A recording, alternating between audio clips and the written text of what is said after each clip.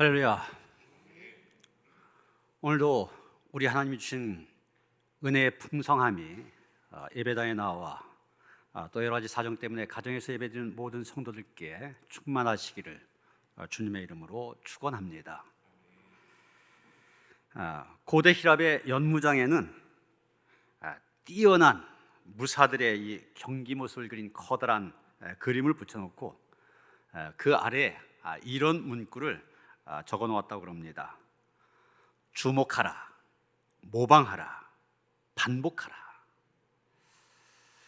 여러분, 이 세 마디의 말은 영적인 훈련을 통하여 진정한 십자가의 군병이 되기를 원하는 우리 역시 마음에 새겨들어야 될 그런 말입니다. 주목해야 됩니다. 누구를 주목해야 됩니까? 예수님을 주목해야 됩니다. 믿음의 주요, 우리를 온전하게 하시는 예수님을 주목해야 됩니다. 둘째로 모방해야 됩니다. 무엇을 모방해야 됩니까? 예수님의 그 섬김의 삶, 그 사랑의 봉사를 모방해야 됩니다. 마지막으로 반복해야 됩니다. 그 예수님을 본받으려고 하는 삶의 노력을 거듭 반복해야만 됩니다. 그럴 때 우리는 예수 그리스도의 거룩한 모습을 닮아갈 수 있습니다. 예수님을 닮아 거룩하게 된 것, 이것을 신학적인 용어로 성화라 이렇게 얘기합니다. 오늘 본문 12절에 보면 사도 바울이 너의 구원을 이루라 이런 말을 하고 있는데, 이 말이 바로 방금 얘기한 성화를 얘기한 것입니다. 너의 구원을 이루라. 그리스도는 날마다 성화의 삶을 살아가야 한다는 얘기입니다. 여러분, 바울이 너의 구원을 이루라 그랬는데, 이 말 그냥 우리가 언뜻 보면은 참 오해하기 쉬운 그런 말입니다. 문맥을 제대로 살펴보지 않은 채, 야, 바울이 자기 스스로 구원을 이룰 수 있어? 이걸 얘기하는 건가? 이렇게 오해할 수가 있습니다. 그러나 여러분, 이 구절은 구원을 얻기 위해서 내가 열심히 노력해야 된다, 이게 흔히 말하는 공로 구원이죠. 공로 구원을 얘기하는 것이 아닙니다. 이런 본문을 자세히 보면은 구원을 얻으라 이렇게 말한 것이 아니라 구원을 이루라 이렇게 말하고 있는 것을 보게 됩니다. 이것을 영어로 보면 이해하기가 쉽습니다. 구원을 이룬다고 할 때는 영어로 working out your salvation 이렇게 됩니다. 구원을 계속 만들어간다 이런 얘기죠. 반면에 구원을 얻으라 그러면 working for your salvation, 네가 구원받기 위해서 열심히 노력해라 이런 뜻이 됩니다. for가 되면 안 되죠. 구원은 우리가 행위로 얻는 것이 아닙니다. 믿음으로 받는 것입니다.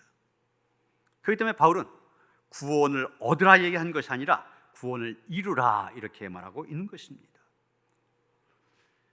이루라, 이 말 원래 뜻을 보면은 무엇을 철저하게 마무리 짓다, 무엇을 완성시키다, 무엇을 발전시키다, 이런 뜻을 갖고 있습니다.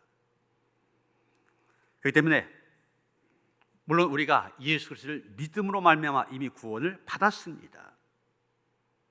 거기에서 끝난 것이 아니라 믿음으로 받은 이 구원을 계속적으로 발전시켜서 그리스도인의 완전에 이르도록 해야 된다, 그런 얘기입니다. 바로 그리스도인의 완전, 예수님의 거룩한 성품을 본받는 것을 얘기합니다. 그래서 이것을 다른 말로 성화 이렇게 얘기한 것입니다. 베드로전서 2장 2절에 보면 베드로는 이렇게 말합니다. 갓난 아이들 같이 순전하고 신령한 젖을 사모하라. 이는 그로 말미암아 너희로 구원에 이르도록 자라게 하려 함이라. 베드로도 구원에 이르도록 계속 자라가야 된다고 얘기하고 있습니다. 한번 내가 예수 믿음으로 구원받았다, 끝나는 것이 아닙니다. 계속 자라가야 됩니다. 이 구원을 말할 때 또 영어로 이런 말을 얘기하기도 합니다. already, but not yet. 좀 어려운 얘기인데 이런 얘기입니다. already란 말은 이미란 뜻이잖아요. 예수 믿는 사람들은 이미 사망에서 생명으로 옮겨져서 하나님의 자녀가 되었다. 이미 우리는 구원 받았습니다. 하나님의 자녀가 되었습니다. 그러나 난예트, 아직은 아니라고 하는 것이죠. 우리가 구원 받았지만 최종적인 구원은 아직 완성된 것이 아니라고 하는 것입니다. 그래서 그 최종적인 완성을 위해서 계속 달려간 것, 이것을 가리켜서 성화라 얘기하는 것입니다. 이 성화는 단순히 도덕적인 성화만 얘기하는 것이 아닙니다. 인격의 성화, 관계의 성화, 말의 성화, 성품의 성화, 사역의 성화, 우리가 죽을 때까지, 죽음에 이르기까지 예수님을 닮아간 것, 이것이 바로 성화입니다. 그런데 바울은 이 구원을 이루기 위해서는, 이 성화의 과정을 가기 위해서는 두렵고 떨림으로 하라, 이렇게 말하고 있습니다. 두렵고 떨림으로 너희 구원을 이루라 그랬지 않습니까? 여기 두렵고라는 말 원어로 포부 이런 말입니다.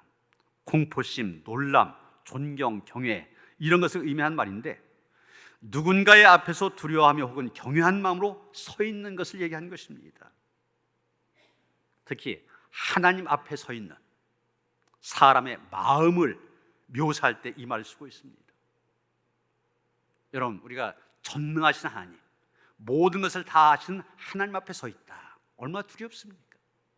또 하나님이 역사하신 모습들 볼 때 우리 안에 두려움의 마음이 생기죠.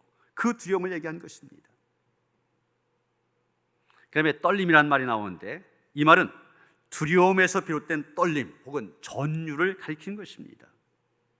그래서 하나님 앞에 서 있는 인간의 모습을 가리킬 때 쓰는 그런 표현입니다. 이런 성화의 구원이라고 하는 것은 날마다 하나님 앞에 사는 백성으로서 하나님을 경외한 마음으로, 하나님을 두렵고 떨리는 마음으로 생각하며 살아갈 때 성화를 이룰 수 있음을 얘기하고 있는 것입니다. 이것을 전문적인 용어로 신전의식, 그렇게 얘기합니다. 우리가 라틴어로는 코람데오 이렇게 얘기하는데, 신전의식, 하나님 앞에서 난 지금 하나님 앞에 있다, 이런 의식을 갖고 살아가라는 얘기입니다. 이런 자신이나 타인이나 어떤 물건이나 어떤 사건을 보고 두려웠던 것이 아닙니다. 12절 상반절 보면 너희가 나 있을 때뿐 아니라 더욱 지금 나 없을 때에도, 이렇게 말하고 있는데, 바울이 있을 때나 바울이 없을 때나 나는 하나님 앞에 서 있다, 이런 생각을 갖고 살아가라는 얘기입니다. 보는 사람이 있든 보는 사람이 없든 내가 하나님 앞에 있다, 이 신전의식을 갖고 살아갈 때 우리는 성화의 과정을 갈 수가 있습니다. 먼저 신전의식을 갖게 되면 우리는 우리 속에 깊이 뿌리 박고 있는 우리 안에 있는 죄성을 발견하게 됩니다. 이런 무지하신 하나님, 전능하신 하나님, 그 하나님 앞에서 자신을 바라볼 때 죄로 가득 찬 나의 모습 보게 되지 않습니까? 또 우리가 눈을 잡고 다른 사람을 바라보게 될 때, 다른 사람과 비교하게 되면 거기에서 우월의식 또는 열등의식이 생기게 됩니다. 난 저 사람보다 더 능력이 있어, 난 저 사람보다 못났어, 이런 의식을 갖게 됩니다. 그런데 우리가 하나님 앞에서 의식을 갖게 되면 그 하나님 앞에서 자기의 무능력을 깨닫게 됩니다. 능력의 하나님 앞에 우리가 얼마나 보잘것없는 존재인가, 연약한 존재인가 깨닫게 됩니다.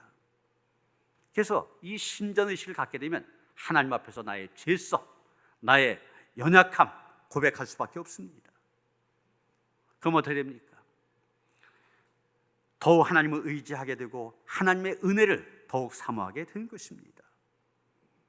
그래서 이 신전의식을 갖고 살아갈 때, 난 하나님 앞에 있다, 이런 의식을 갖고 살아갈 때 우리는 더 모든 부분에 있어서 성숙해지고 성화가 되어질 수 있는 것입니다. 그럼 말의 성화라는 것도 그렇습니다. 참 하는 말마다 사람들에게 좀 이렇게 상처를 주는 그런 사람들이 있죠. 좀 지저분하다 이런 표현을 쓰기도 하는데, 할 때마다 그런 사람들이 있습니다. 그런 사람이 내가 지금 하나님 앞에 있다, 어떻게 생각이 됩니까? 말 함부로 못합니다. 입이 깨끗해집니다. 말의 성화가 이루어진 것입니다. 또 우리가 어떤 일 앞에서 쉽게 난 할 수 없어 이런 생각을 하게 됩니다. 내가 이렇게 능력도 없고 연약한 존재인데 어떻게 저것을 할 수 있어? 그러나 내가 하나님 앞에 있다 할 수 있으면 자신감이 생깁니다. 할 수 있다는 생각이 듭니다. 담대해진 것입니다. 여러분, 홍해 앞에 모세가 그랬지 않습니까? 자기 혼자 있을 때는 두려웠습니다. 떨렸습니다. 그러나 하나님이 함께 하신다. 이 지팡이 하나님이 함께 하시는 상징이다. 그 지팡이로 바닷물을 쳤을 때 홍해를 가를 수가 있었습니다. 여리고성 앞에 여호수아도 마찬가지입니다. 저 견고한 여리고성을 어떻게 무너뜨릴 수가 있어? 그러나 하나님이 함께 하신다. 내가 하나님 앞에 있다. 그렇게 믿고 말씀에 순종하였더니 저 견고한 여리고성 무너뜨릴 수가 있었습니다. 이것을 가리켜서 사역의 성화라 이렇게 얘기합니다. 시편 139편 1절 이하에 보면 시편 기자 이렇게 고백합니다. 여호와여, 주께서 나를 살펴보셨으므로 나를 아시나이다. 주께서 내가 앉고 일어섬을 아시고 멀리서도 나의 생각을 밝히 아시오며 나의 모든 길과 내가 눕는 것을 살펴보셨으므로 나의 모든 행위를 익히 아시오니 여호와여, 내 혀의 말을 알지 못하시는 것이 하나도 없으시니이다. 여러분, 신전의식, 내가 하나님 앞에 있다, 하나님께서 나의 모든 것을 보고 계시다, 이런 의식을 갖고 있는 시편 기자의 고백입니다. 우리도 이런 의식을 갖고, 신전의식, 코람대회 의식을 갖고 말하고 행동할 때 예수님을 닮아간 성화가 이루어지게 된 것입니다. 그러면 여러분, 우리가 두렵고 떨림으로 구원을 이루기 위해서는, 이 성화의 과정을 계속 이어가기 위해서는 우리에게 어떤 삶의 모습이 있어야 됩니까? 첫째로 바울은 다투지 말고 겸손한 마음으로 살아야 된다고 얘기하고 있습니다. 3절입니다. 아무 일에든지 다툼이나 허영으로 하지 말고 오직 겸손한 마음으로 각각 자기보다 남을 낮게 여기고. 이 말씀은 바울은 하지 말아야 될 것 2가지를 얘기하고 있고 하라는 것, 해야 될 것 1가지를 얘기하고 있습니다. 하지 말아야 될 것, 그것은 허영과 다툼입니다. 다툼과 허영. 반면에 해야 되는 것, 자기보다 남을 낮게 여기는 것입니다. 먼저 바울은 아무 일이든지 다툼으로 하지 말라고 얘기하고 있습니다. 여러분, 바울이 왜 이 말을 하겠습니까? 지금 이 빌립보서 아닙니까? 빌립보 교회에 보낸 편지. 여기서 다툼에 대해서 언급한다는 얘기는 빌립보 교회 안에 다툼이 있었다는 얘기입니다. 실제로 빌립보서 4장 2절에 보면 내가 유오디아를 권하고 순두개를 권하노니 주 안에서 같은 마음을 품으라, 이렇게 말하고 있습니다.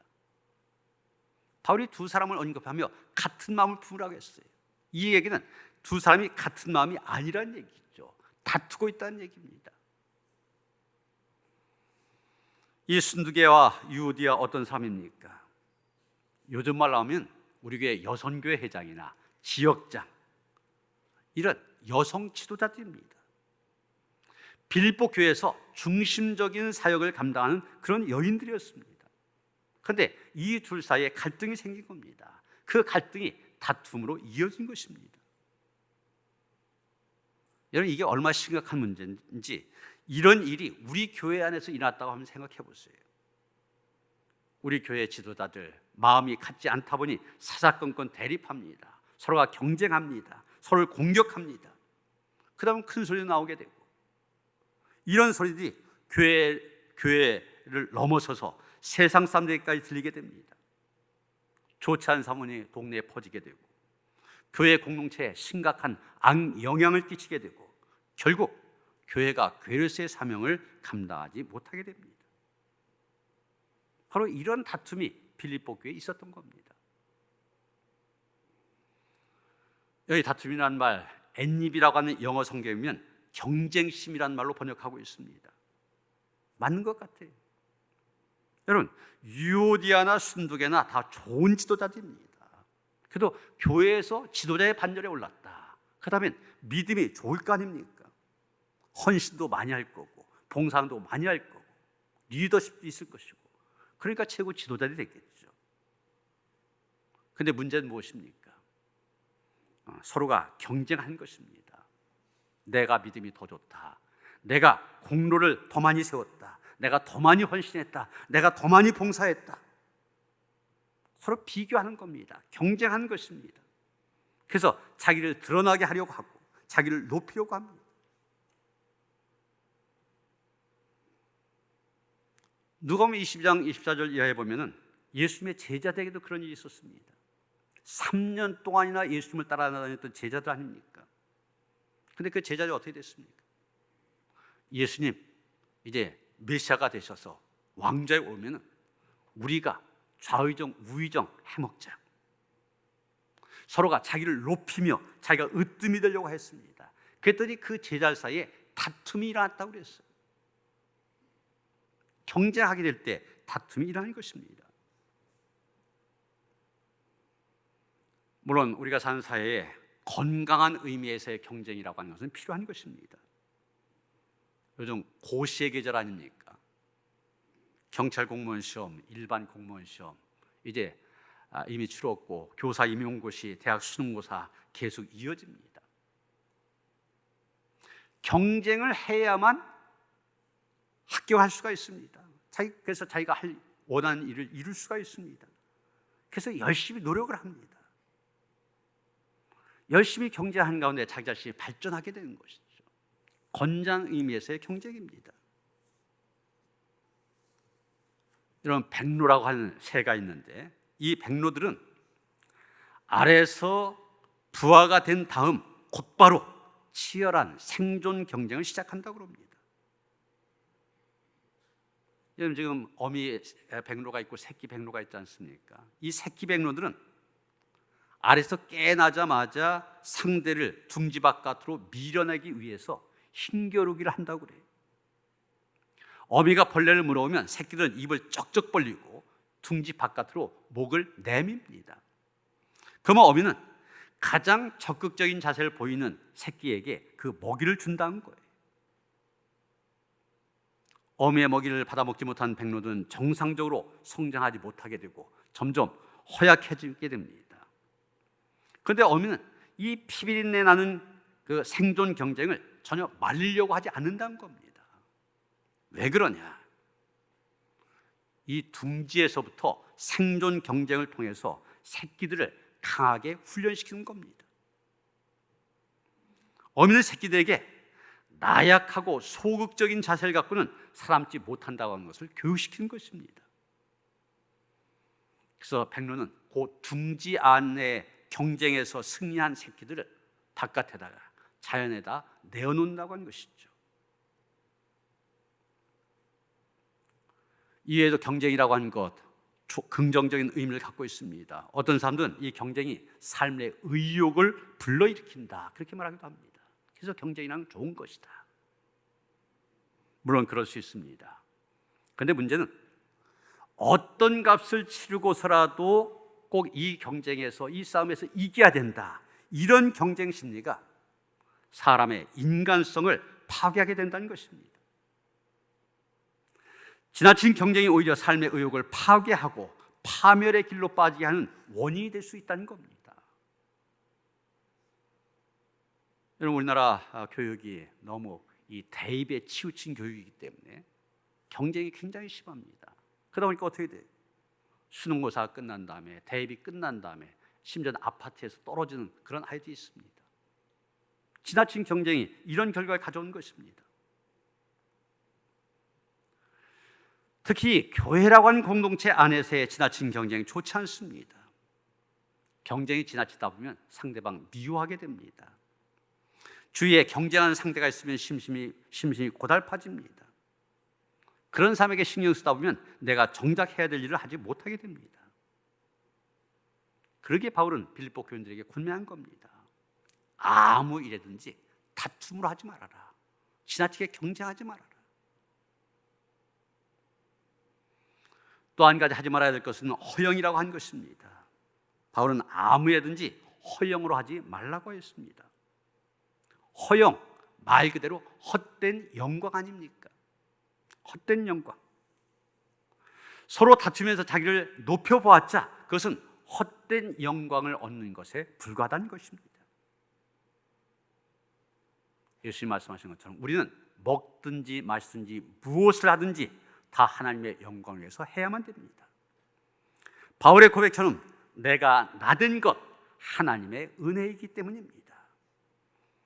아무래든지 허영으로 하지 말고 오직 하나님의 영광만을 힘써 구해야만 됩니다. 다툼과 허영, 이건 하지 말아야 될 것입니다. 그러면 해야 될 것은 무엇입니까? 3절 하반절입니다. 오직 겸손한 마음으로 각각 자기보다 남을 낮게 여기고. 아무 일이든지 다툼과 허영으로 하게 되면 교회 안에서 하나의 공동체를 이룰 수가 없습니다. 화합할 수가 없습니다. 하나가 되려면, 화합하려면 어떻게 되느냐? 겸손한 마음으로 각각 자기보다 남을 낮게 여겨야 한다는 것입니다. 겸손한 마음은 다툼과 허영의 반대입니다. 다툼과 허영은 자기를 높이려고 하는 것이죠. 그러나 겸손한 마음은 자기를 낮춥니다. 아무 일이든지 겸손한 마음을 가지면 각각 자기보다 남을 낮게 여기게 됩니다. 그럴 때 하나의 공동체를 이룰 수 있게 되는 것이고 화합한 공동체 될 수가 있게 된 것입니다.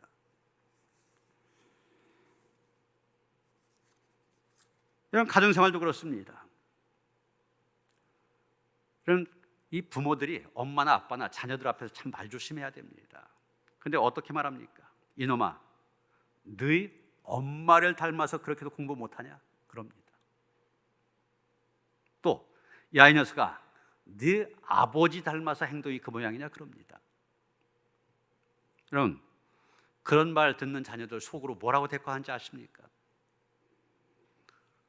자기들이 내게 나쁜 DNA, 나쁜 유전자를 물려주고 왜 나만 야단치는 거야? 이럽니다. 생각과 태도가 바뀌어져야 됩니다. 너는 엄마를 닮아서 성품이 참 좋구나. 너는 아빠를 닮아서 정말 머리가 명석하구나. 이렇게 얘기하면 아이들 같은 생각을 갖게 될 겁니다. 우리 엄마 아빠 정말 훌륭한 분이야. 이런 가정 서로 화목하며 절로 하나가 되어질 것입니다. 여기 보면 바울은 아무 일이든지 이렇게 말하고 있습니다. 무슨 얘기입니까? 교회 일만이 아닙니다. 직장 일이든지 가정 일이든지 나라 일이든지 모든 것을 얘기하는 것입니다. 그 모든 일에 남을 낮게 여기라. 남을 낮게 여긴다고 하는 것 계속해서 존경한다는 것입니다. 이웃의 사정이나 형편 그것 보고서 존경한다든지 아니면 무시한다든지 이래서는 안 된다는 겁니다. 모든 사람 하나님의 형상대로 지음받은 귀한 존재다. 하나하나가 귀한 영혼이다. 그렇기 때문에 존경한 것입니다. 두 번째로 우리는 우리의 구원을 이루어가기 위해서 각각 자기 일을 돌아볼 뿐더러 또한 각각 다른 사람들의 일을 돌아볼 수 있어야만 됩니다. 여기 돌아본다는 말 헬라어로 스코픈테스 이런 말인데 목표를 바라본다 이런 뜻을 갖고 있습니다. 그런데 먼저 자기의 일을 바라봐야 됩니다. 그 다음에 다른 사람의 일을 돌봐야 됩니다. 먼저 각각 자기 일을 돌볼 분들 그랬지 않습니까? 가만히 보면은 자기 일에 충실하지 못한 사람들이 남의 일에 대해서 불평한다든지 비난한다든지 그런 경향이 있는 것을 보게 됩니다. 교회 안에서 그렇습니다. 먼저 자기 일을 돌보면서 자기가 맡은 일에 충성해야 됩니다. 그러나 거기에 그쳐서 안 됩니다. 자기 일만 돌보면 안 됩니다. 자기 일만 돌보다면 자기 일이 제일인 줄 알고 또한 자기 일이 전부인 줄 알고 그 일을 다툼과 허영으로 하기가 쉽습니다. 이 교회 안에서 부서 이기주의라고 하는 거 이게 생긴 이유도 바로 자기 일만 돌보기 때문 아닙니까? 이 전통적으로 보면은 교회 안에서 쉽게 보이는 갈등, 요즘에 사역들이 많아졌지만 옛날에 보면은 이 교회학교 교사들과 찬양대원들 사이의 갈등이 가장 심했었습니다. 일꾼 제한되어 있습니다. 그런데 새신자 한 사람 들어왔다면 우리 여기 와야 돼, 저기 와야 돼, 서로가 데려가려고 합니다. 우리 일이, 우리가 하는 것, 이것이 중요하다. 그러다 보니 갈등이 생기는 것입니다. 그러나 여러분, 우리가 늘 생각해야 되는 것은 이 교회는 그리스도의 몸이라고 하는 생각이에요. 교회가 그리스도의 몸이다. 그러면 각 부서는 어떻게 됩니까? 그리스도의 몸의 지체가 됩니다. 지체는 역할은 다르지만 하나같이 중요합니다. 여러분, 눈이라든지 코라든지 입이라든지 하나만 없어도 안 되잖아요. 하나다가 다 귀중한 것입니다. 다 소중한 것입니다. 마찬가지로 교회가 하나님께서 뜻하신 귀한 일들을 이루어 가려면 자기의 일을 돌볼 뿐더러 자기 일에 충실할 뿐만이 아니라 또한 다른 사람들의 일도 돌봐야 됩니다. 이런 추석 명절 이제 가까웠는데, 추석 명절 되었다면 당연히 고향을 찾고 또 부모님을 찾았었지 않습니까? 그런데 지금 코로나19 때문에 될 수 있으면 고향 방문하는 것도, 부모님 찾아가는 것도 좀 자제하라 그럽니다. 그러다 보니까 어떤 시골에는 저런 현수막이 붙어있대. 불효자는 옵니다. 명절에 꼭 부모님 찾아뵙는 사람을 효자라고 그랬잖아요. 그런데 오는 사람은 이제 효자가 아니라 불효자다, 그런 의미죠. 명절에 한번 좀 찾아뵙고 부모님 돌보고 이런 기회인데 그런 것도 어려워진 그런 시대입니다. 지난 월요일에 저희는 그 삼형제가 매년마다 이 벌초를 하는데, 지난 월요일에 시골에 가서 벌초를 했습니다. 벌초를 하고 나서 저희 작은 어머님이 90세가 넘으셔서 지금 요양원에 계신데 꼭 명절을 앞두고 찾아뵀었어요. 그런데 아들인데도 안 됩니다. 찾아뵐 수가 없어요. 우리 교인들도 마찬가지입니다. 명절 앞두고 꼭 요양원에 계신 분들 찾아뵀었는데 그게 안 돼요. 남을 돌아보는 일이, 다른 사람을 돌아보는 일이 힘든 그런 시대입니다.